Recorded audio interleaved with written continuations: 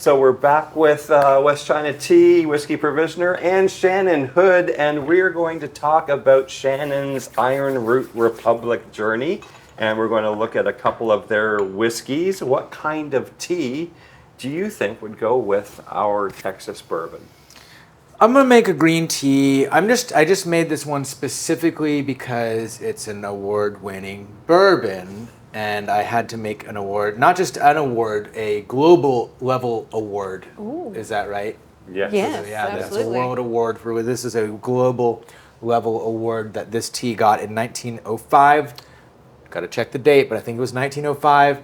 Panama World's Fair won a gold medal or a blue ribbon or something like that. The number one prize for the best tea. Tea in the world? Exactly. And this is called Taiping Hokui. It means Great Peace Monkey Chief. You can go and give it a smell. Oh, Great Peace Monkey Chief. Great Peace Monkey Chief. And usually I would not serve a green tea, especially a very subtle green tea, with a whiskey because the whiskey is going to completely overpower it. But I'm just going to go for it and see what happens. Okay. We can at least enjoy the tea. And Would be good on the first one. yeah, it was Yeah. good. That was a very robust tasting tea. This is a much more subtle tea, but I'm going with my gut here. Also, this is my favorite green tea, one of my favorite teas of all time, and so any excuse to make it. I had to show up with an award-winning tea, you know.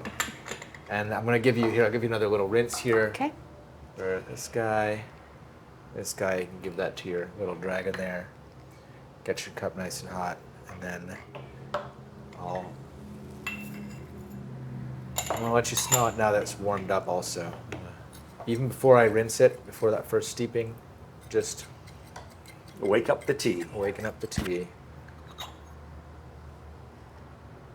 Oh, yeah. Now you should be able to smell it a lot better. Oh, yeah. It's also my wife's favorite tea. It's the first tea that my daughter ever tried. It's one of the most expensive teas we sell. It's like $70 for 10 grams of this tea. It's something crazy. Wow. It's definitely like one of the most And expensive where does it teas. come from? Comes from Anhui. Good question. Comes from Anhui, which is up here, Anhui province. And it comes from Huangshan, which is like right down here. And it means yellow mountain. Huangshan means yellow mountain. And it's from Hokung, the patch of tea that grows near Hokung village, which means Ho means monkey. And then that's like the Ho and Hokui, and then it's famous for having very long leaves. It has the longest leaves of any green tea from the small leaf branch of the tea plant family. So that gets into like deeply, deeply nerdy, like horticultural, agricultural stuff. But take my word for it, these leaves are longer than they should be, than you would expect. So are these related to the other monkey teas that we've had? Yes, yeah, we had some. I think the red monkey chief last time. Yes. Is that right? Yeah. Yeah. That is the much less expensive oxidized version of this. Okay. That's also really nice, but this is what this tea is for. This green version is what this tea is for, and it's much more expensive because they straighten every leaf by hand. Oh, wow. They're straightening it out. They're squishing it down onto a mat. They're drying it with charcoal. It takes 25 hours to process it. It's a whole huge hand processing thing. And the technique actually went extinct for about 20 years. There was a period when no one was doing this traditional technique, and the woman who recreated this technique, who we get this tea from, is He Xiaoling, and she wanted to taste that tea that won that gold medal at the World's Fair, and she's like, well, if I'm going to taste it, I have to recreate it because it's extinct. The technique is gone. And so she went and like found old manuals, interviewed old tea masters, watched old videos, and experimented. It took her about 5 years to get to the point where she was like, okay, it's ready. I can sell this tea. And I'll give you one more smell now that it's been truly, fully woken up. This is one of the parallels that we were also finding with, ooh, wow, that's nice. Yeah, there was a lot of parallels he just mentioned right there.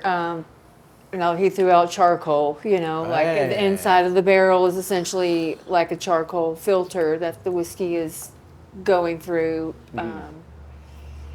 And when he talked about like that being extinct for a period of time, I think about like in the 60s and 70s when whiskey was not cool anymore, but then it came back around. And her searching through old manuals, you know, to learn the process or regrow the tea. Similar to the 3-chamber rise that. Or the cool. Mary Dowling brand, like searching out and for specific recipes and stuff like that. So yeah, there was a lot of tie-ins with whiskey there. Cool. And this one is also going to be a family organization. So again, this has a lot to do with people and the way people come together and the choices that we make in life and where we're going to go. Robert is the youngest of the Licorice brothers, and he came back from college after getting his law degree. Basically said, The infamous Christmas dinner. yeah, maybe I don't want to go into law. He actually said, I don't want to be a lawyer. Good for him. Good for him. So even though I just finished law school, that's not where I'm going. So I'm going to open a distillery. And then he won an award. Yay. the whole family actually got behind the entire endeavor. So Yeah, the older brother, who is a engineer, was like, I'm not being left out of this venture. And Mother and the only father. one who was not present because he was still working was Dad. He came down later, but yep, everybody. Came down like He was up in Montana, South Dakota. Montana. so he got his whole family to move to Texas. Yeah. And they had lived in Texas previously. They had moved around. But what's very interesting is that the father was always like in the copper mining business, and so it's funny that they ended up back with now they have a copper still making whiskey. So I always wondered, did they mine some of that copper? And they've got liquor in their name. Licorice. Licorice. Yeah. So I And mean, then, they also learned their craft by going to France and learning the different techniques in brandy Really making. studying like brandy distilling techniques. why not just go study whiskey making techniques? In Cognac and in Armagnac, France, there is a tradition of blending that is something that's actually paramount in the final product. And learning how those types of techniques create a uniform product at the end is actually very important. And they were also working with the same Nancy that we were talking with CJ. That one of the three Yeah. Nancys. And so Nancy Fraley actually helped them develop their palates and their tastes and their blends and creating the marriage and essentially the idea of raising barrels like children. Each one's going to be different, you know. I kind of like to use the analogy: you can't pick a favorite child. You know, I only had one, so that's easy. But I know if you had several children and you essentially raise them each the same, they're not going to all turn out the same. Sure. So it's paying special attention to each barrel, giving it what it needs to become the best whiskey it can be. Wow. And that's Cool. a large process as well to be able to do that. Man, I'm getting seaweed. And that's so good. This is Ooh, I would love to pair barrel seagrass with that. Yeah. Because I think about that one and I drink it and I'm like, man, I don't know what seagrass is. But if I found some, I would eat it because I would think this is what I think seagrass would taste like. That's my memory of a fellow over at the academy named Gordon. And he loves bringing, when people say, I don't like rye, he brings out barrel seagrass. And I was on vacation one time and made sure, because he was helping doing some tours. And so I told the people in the tasting room, give him $100 for the number of people that he had given tours to. And I came back and he goes, oh yeah, I got this tip of $100. He says, you can have it. I said, I was trying to make sure that you had it. And I ended up going and buying him a barrel seagrass to replace the one in the vault that he couldn't find. This is Ironroot Harbinger. Now, my initial story on this, apparently you're going to have to help me here, Shannon, because I think the formulation has changed over the years. The initial formulation was 100% corn with 5% bloody butcher corn, is what I was told to begin with. But I'm looking at the little playing cards that they send out for tastings. So this has some bloody butcher corn, some purple corn, I even saw zero rye in this Okay. one, yellow dent corn. This one's not going to have any Floriani corn. That Okay. is in the Promethean. Okay, cool.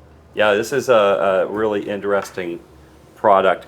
And I love corn having a name. Yeah. I just want to say, like, anything that gives corn an identity, Mm-hmm. because like the tea that we're drinking is called shudajol. That's the name of the plant, right? And so they, teas like that, but Yeah. I never hear about it. You know what I mean? Until Yeah. until in the world of whiskey, I only started hearing about it, on this show, really, about the names of the grains. And Yeah. the grains have cultivars. And Yeah. that's like Richard was saying, my background is in agriculture. My background is in, and tea is fundamentally agricultural because it's straight from the field, into Yeah. the cup. Yeah. There's no distilling, there's no fermenting. It's very, very straight. So there's so much emphasis on the agriculture and the cultivars and the growing environment and all of these different agricultural things. So anytime that we can connect with that agricultural aspect of the whiskey making process, I really appreciate it. So. that's where Yeah. Jonathan, the older brother, Yeah. started getting really nerdy about what kind of corn, how was it grown, what's the sugar content in this corn, can we breed it ourselves? Can Whoa. we Yeah. can we make it breed true and create new Right. varietals? Can we work with local farmers? Bloody Butcher is such a And it's vivid a beautiful name red, for corn. red kernel. I really like when I started learning like that corn could be like not just yellow dent corn. I was on a trip to Peru, and I felt like every meal they brought out this. I mean, it looked hideous. It looked like purple porridge, but I was like, they're like, it's some kind of purple corn thing, and it was delicious, and it's all I wanted to eat while I was there. I didn't know if I could get it back home, so I stuffed a suitcase full of all these like instant packages of this purple corn pudding stuff. So I just learned that like corn can have different flavors, and it can be fruity, it can be more Earthy, it can be. Yeah. It could be mold and rotten on top of it. There's an ear corn fungus that grows on ear corn. Wheat that is- lacoche. That's the one. But you don't make whiskey out of that, do you? No, I haven't seen anyone make whiskey No. out of it. But no. someone should make whiskey out of that purple Peruvian corn. there is some in here. Oh, which one is that? There is some But purple what's- corn in here. Oh, that's the Harbinger, same. yeah. It's the same purple Yeah. corn. Wow, cool. Cheers. Thank you. Yeah. Right here. I'll actually Yeah. cheers. Yeah. And this is something This that one I like to call brunch. This one, it is maple, it is caramel, it is vanilla, it's a little bit of orange. Oh, it's so nice. Yeah. It's so nice. It's so It's all the balanced. sweet. It's all the sweet notes you get from bourbon, and it's 115 proof. But you would Really? it does not Yeah. drink like that at all. Wow, it is Yeah. so. It's so balanced, and it has this kind of restraint where it's like it doesn't go crazy with any one of these notes, and they're all very. It's very. I don't know. It's like restrained and concise in like a very elegant way. It reminds me of. I don't like cocktails in general. My favorite cocktail, though, is the Ramos Gin Fizz. Yeah. Obviously, I never order it because it pisses people off. You when gotta order shake it for 20 minutes You gotta or shake it for whatever. 20 minutes. Yeah, it's not. It's cruel and unusual to order it, but I like it because like it's got orange in it, but you don't taste the orange. It's got cream in it, but you don't taste the cream. It just tastes like it's got all those notes in it that could be like really, really bold, but they're all dialed way back to be like just very, very refined and restrained in like a really nice way, which you don't usually see with whiskey. I think whiskey, there's a tendency with a lot of the whiskeys to be really like want to be punchy and have these like big flavors that are really running away with something. It's like when you go to these ramen places and the I ramen's think that just like basically describes pork some fat. Texas whiskeys I know. Yeah, this is one, and again because of the pot still, there's a lot more Yeah. oils in this, so the oil is carrying those creamy notes. It's coating your palate, so it's kind of yeah. protecting your palate almost from that proof. I feel like. So if you add a It drop does pair really well. Yeah. It does pair really, Yeah. really well. Yeah. Really This well. is, I don't know. This is just seems like a brunch tea to me. Yeah. You know, it's, I mean, this is a fancy brunch. We're having a fancy Yeah. brunch right now. You might want to It's try a kinda drop like of water and see what we need happens. like a one of those ham legs, those Spanish ham legs, Iberico ham legs. That's how fancy this brunch is. Drop of water. Honestly, I'll try it at the last sip, but Yeah. I'm really enjoying it just like it is. It's Yeah. actually better the way that it is. Adding a drop of water, to me, it brings out more wood notes and more Yeah. tannins that I think it was actually designed to be just like this. It's perfect. It's and I feel like that's, you know, a lot of whiskeys. Like if you ever wonder, like why is that 115 proof? You know, because that is where the distiller tasted it at many different proofs and said, this, how I'm presenting you this whiskey in Yeah. this bottle is how I want you to drink it. It tastes Yeah. perfect. It tastes like exactly the platonic ideal of what it should be. And, you know, here's my analogy for this. I feel like a lot of whiskeys that are being produced in these like small distilleries, they oftentimes there's some kind of like feeling like there's like a gimmick. You know what I mean? Right. Like they're trying to be super smoky. They're trying to be super, you know, single malty. They're trying to be super old. There's a lot of bourbon out there. How am Yeah. I going to be different? How am Exactly. I going to be noticed? And and I think that's like when you go to like Voodoo Donuts and they're putting bacon on their donuts and whatever. It's like that's cool. That's cool. But have you ever had Round Rock donuts? Yes. Yeah. Yes. Yes. Both y'all know exactly what I'm talking. Corey, you've had, yeah, of course.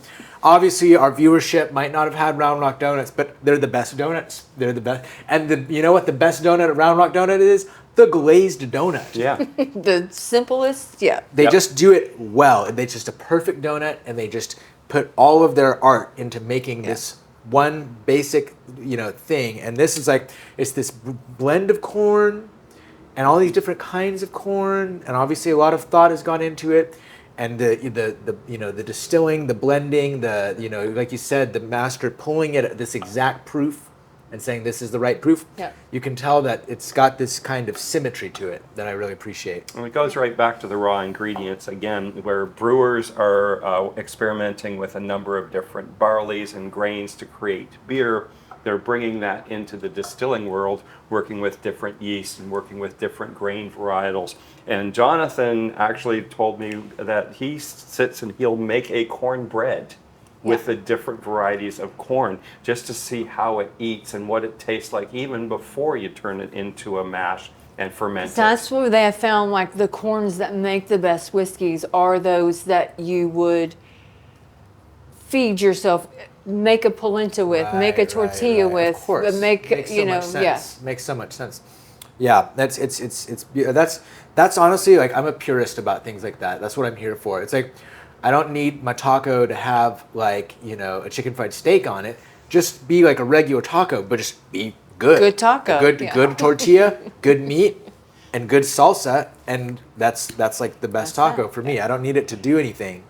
So yeah, we're gonna talk about its award if we're drinking yeah. award-winning. You might as well. World Award-winning. Whiskey's Award, world's best bourbon. In 2020 for the World Whiskey Awards, and there's lots of awards out there.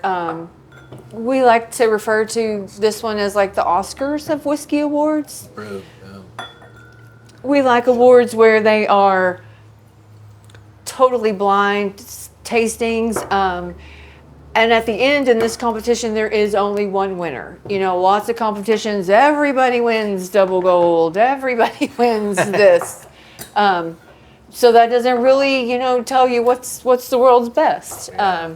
This one, there's like a European division, there's the American division, and then once they have their winners, it's world. Yeah, Wow. And blind. and blind. And how many judges, or how big is the panel, or whatever?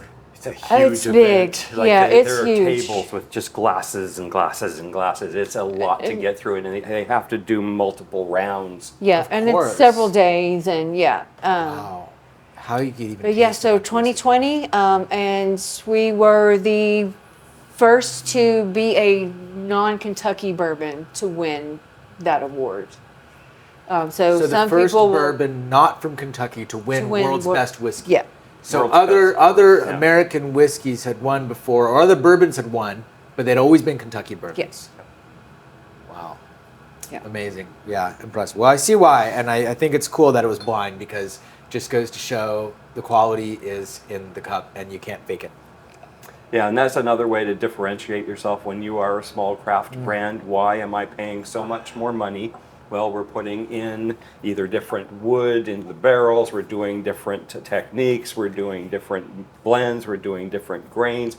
If you're You also don't get the price breaks the large distilleries get on Right. your glass, on your yeah, anything, the yeah. economy of scale. But the thing is they're bringing in yellow dent corn in trains. Right. So right, they're right, right. backing up to on train tracks to the Yeah. distillery Right, and dumping right, grains, right. and so that is going to be hard to approximate. But the thing is when you're gets better talking, and better Yeah, together. I know. It's unbelievable how well they go together. This is taking on all of those orange fruity Yeah. notes that come from that I'm bourbon. literally amazed by how well these go together. I was, like I said, I just got this out because it won an award. I was like, just Yeah. thinking, well, I gotta flex hard. If she's flexing, I gotta flex.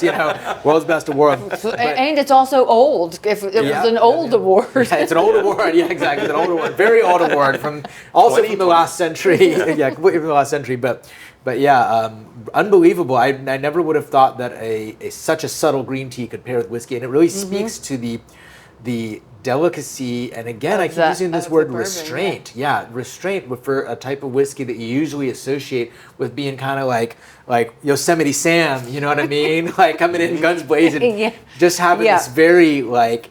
This is That's- like the quiet dude at the blackjack table who's like winning a bunch of money, but he's not flexing it. He's not flashing it around. He's just quietly enjoying himself and winning a bunch of money. He's got a little mustache, so and he's really well dressed. this is Promethean, and the story of Prometheus is he stole fire from the gods, He's the rebel of the bunch. and he was punished for his efforts eternally, strapped to a stone, and every day the ravens would come and peck at his liver and peck out his eyes, and they would grow back overnight, and they would come back and do it again. So that sounds a little bit like torture.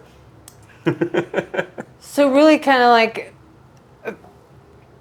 the base of the mash bill for this one is just flipped for Promethean. This is less Bloody Butcher, a little less purple corn. We're adding in a corn called Flint Floriani corn. And it's a corn that actually has almost like a cayenne pepper spice to it. So it kind of mimics like what a rye grain does in a bourbon. So we only put about 6% rye in this mash bill. Most of that, what you're going to interpret as that rye spice, is really coming from that one corn variety. So only 100 proof here. We're going down in proof. Some people will say that it drinks hotter because of that rye spice note. I call this one the dark side. I am team dark side. This is my favorite of the two. This is more of your like super dark yeah. fruits. It's leather, it's tobacco, Yeah. it pairs great with a steak and a cigar, but it Yeah. also pairs great with a decadent piece of dark chocolate cake. Yeah. Yeah. It is. It's sultry. It's definitely. Yeah. Yeah, Pot fudgy. still, non-chill filtered. Yeah, this is Pot like still. cocoa and cherries and Yeah, yeah. It's really nice. It reminds me of New Orleans a little bit. I was actually born in New Orleans. oh yeah. Yeah, I of didn't my grow up there, favorite but I was. cities. I love it. Me too. It's a special place. But I definitely did have a girlfriend from Louisiana, and I went to visit her in Sulphur, Louisiana, for Thanksgiving / the year the Saints won the Super Bowl. Oh yeah. And we definitely drank a lot of whiskey. This one has a dry coffee note on the finish for me that's really interesting, but it travels across the palate. It's one thing on the nose, it's another thing on the palate, it's another thing on the finish.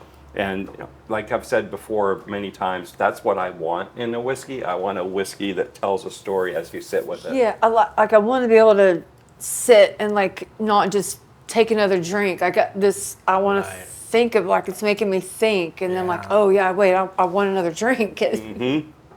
It's I love that like fudgy, fruity, like cakey. It's like Black Forest cake, but also there's like a Mexican hot chocolate note. Yeah, that's perfect. That nails it. That nails it. It's definitely sexy.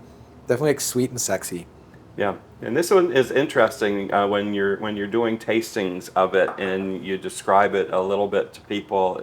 A lot of times people have that, I don't like this category, I don't like that category. They hear the word rye and it's like, well, skip that one. It's like, no, you haven't even given it a chance. Yeah. And this one just sticks to the glass. Yeah. Man, I just love this. Very rich. Mm-hmm. Very rich and sweet, but not sweet like I think of bourbon as being sweet. No, see, that has the sweeter. Yeah. Right, more of that bright, initial brassy, notes. kind of blonde sweetness. This is dark. This is that dark top of a creme brulee, like I was talking about. Almost like the almost burnt like sugars and. Almost like a brandy or a cognac or something. Yeah, like that. and then when you get into the tea, man. Prunes, plums, like dried prunes, which I freaking love prunes. I don't know why people hate on prunes. It's like, oh, they're delicious and they make you regular. Well, where's the downside, you know? I don't see a downside. I see just a bunch of upsides. But yeah, definitely pruny. It's funny because the tea's completely changed with this one. All those fruity notes are gone and it's just kind of mellow and just hanging in the background. It's like, you know, you ever get a prune kolache? No. They got them at Weichels. At Weichels, they got them between here and Houston at Weichels, which is I like Check Stop and Weichels. And on Houston to Austin, Weichels is my favorite. Yeah. Houston to Austin to Dallas, Check Stop is my favorite. But Weichels has a prune kolache, and reminds me of To remind me of the controversy on kolaches, because I know that the ones with meat are called one Klobasniki. Yeah. Or Kobasnik or something. I don't know. I'm not Czech. But I know that the ones with meat are not what you actually call a kolache. A kolache is supposed to have fruit or cheese, and it looks like it's like the little kind of like looking like this kind of one. Yeah. Not a fully enclosed. Square, it's open on top. Yeah. And but I love both. Mm-hmm. I love both so much. And I think it's one of the coolest things about Texas that people not from Texas don't necessarily know about. And I love bakeries. Yeah, me too. And it's cool. I'm getting a lot of good Texas pastry notes from these Texas whiskeys. We got Round Rock Donuts. We got prune kolache from Weichels. Anything that you want to add about what's going on at Ironroot? You're the brand manager. You're responsible. there's lots for going on at Ironroot. Yeah. This is our 10-year anniversary year. The first special release we had for that is we just released our cigar blend. That's almost non-existent out in the world now. Is that because you're supposed to drink it with cigars, or it tastes like cigars? No, so ours was a cigar blend that was unfinished. A lot of cigar blends are whiskeys that are finished in Armagnac barrels, cognac barrels. People associate those with cigars. And this was a special release where Jonathan was curating casks He picked over 13 barrels out of the warehouse because maybe one had some cedar notes to it, and that's going to remind you of the humidor that your cigars are in. Oh, wow. So yeah, there was all kinds of crazy barrels in there. There was a magic manna mash bill barrel in that blend. A liter of barrel number 1, which is a 10-year-old barrel, Just was 1 put liter, into that blend because we're saving the rest of barrel number 1 for our actual anniversary party in November. So there will be a release. So 10 1 years. 1 liter into how much? A 13 barrel blend. There was 1,800 bottles total. Wow. So 1 liter So in that 52-gallon barrel, if that's the size of it, they may have been a 25-gallon barrel. Number one, she's 53, I think. 53? She's. So that, imagine all the evaporation over 10 years. Sure. That's a And substantial plus how many amount. times we've all dipped into it to taste it, you know, we're taking people back on tours and said, here, taste a little bit of it. Probably down to like about a third full at this point. Sure. I'm just thinking about the impact that 1 liter is going to have. What kind of volumes are we talking about for the other of these 13 barrels in there? I don't know that I could really. Sure. Yeah. I mean, each one's going to be different. It is going to depend on the size of those barrels because early on they were using smaller and 53-gallon barrels. Now we're using larger. We're using like 65, 66-gallon. Just because we are trying to get some age and maturity on Texas whiskey, and smaller barrels, you cannot do that. It's gonna become too oaky very quickly. You can't cheat time. There's just no way to cheat time, and more time in the barrel is going to have to be mitigated through that slow water reduction that we were talking with CJ. It's that because process. we do that process. Yeah, okay, so it sounds like that's just the only way to age Texas whiskey. Really, is going to be to do that because otherwise it's going to just become super oaky. Yeah, and alcohol and water interact with that barrel differently. Right. You know, alcohol is going to pull certain things. Water is going to pull certain things. So. Well, I just want to say I'm just shocked by how good this pairing was because this is my favorite tea, pretty much. So I'm very excited to know that you can pair it with the right kind of whiskey. It actually does really well with this one too, and I would say that both of these have this restrained, elegant, very kind of virtuosic feel to them. Mm-hmm. So yeah, I really enjoy these a lot, and I'm just so stoked about Texas whiskey. It was I was was not super into whiskey 10 years ago, but I did enjoy it. I knew that I enjoyed it. I wasn't knowledgeable about it, but I remember thinking like 10 years ago, 15 years ago, like what about Texas whiskey, and not hearing anything about it ever. And so it's really cool seeing Texas whiskey really distinguishing itself on the world stage. I think that's one thing about Texas whiskey is that it's not one thing. Kentucky bourbon is Kentucky bourbon. It can only be one thing, and they're doing a great job at making it. But just look at Texas. I'm a 6th generation Texan. We were here when it was the Republic of Texas. Oh wow. We still own 200 acres of our original family land. And Texas has always been like the Wild West. It's always been its own thing. So I feel like as long as people don't try to I don't like Texas whiskey. Okay, what's the one that you've had that you don't like? Right. Then let's talk about how that was a single malt and you're a bourbon drinker. No wonder you didn't like it. I've seen that happen where a reviewer will walk into a store and they see a Texas whiskey and they just straight out of hand dismiss it because it's a single malt. I don't like single malts. Period. End of sentence. And they go right by it. And it was a great single malt that they walked past. Right. And I know the people who and it's like it just doesn't seem fair. So for me, having people come here, I want them to tell their story and what they put into it and why, after 10 years, of struggling and going through this was just fortune getting the 2020 World Whiskey Awards. And then what do you do? Because every time they release it, it's gone. It's gone. Yeah, we couldn't make it fast enough. I was telling Josh, you're going to go work for Ironroot. It's like you're going to struggle because trying to get a new brand to go into stores and into restaurants, it's going to be an uphill battle. They won this award, and it's like, I can't do tastings. They don't have any whiskey. So the opposite happened. So cheers and congratulations on Thanks. everything that you guys are doing up there. And we love our friends at Ironroot, and we'll be visiting them a lot more in the future. And if you're looking for tea, come to West China Tea, talk to Sohan. We're at I-35 right now. We're going to 7th Street. 7th Street, that's right, East 7th Street, 7th and Chacon. Chacon, 7th and Chacon, more or less, yeah, Chalmers, right across from Houston Tillotson. Very excited about that. And we're gonna start, yeah, now you can, you want to try this really fancy tea, then we'll link it in the link it in the video. Expensive, old, award-winning tea. Very expensive, very award-winning from 1905 having tea. We talked about that. Oh, that was good because people apparently give you a hard time about still claiming the 2020 award.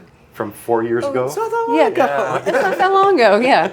And I was like, Pabst Blue Ribbon is still talking about the 19th century. You know what I mean? Their whole identity is built around them getting Blue this ribbon. Blue Ribbon award. It was like a county fair or something, or like a state fair or something. Yeah. So like, they're still doing that. You can definitely be claiming you get at least a decade. I mean, when you're the first to kick Kentucky out of the spot, Absolutely. we'll hold on to it forever. And it's still good. So there you go.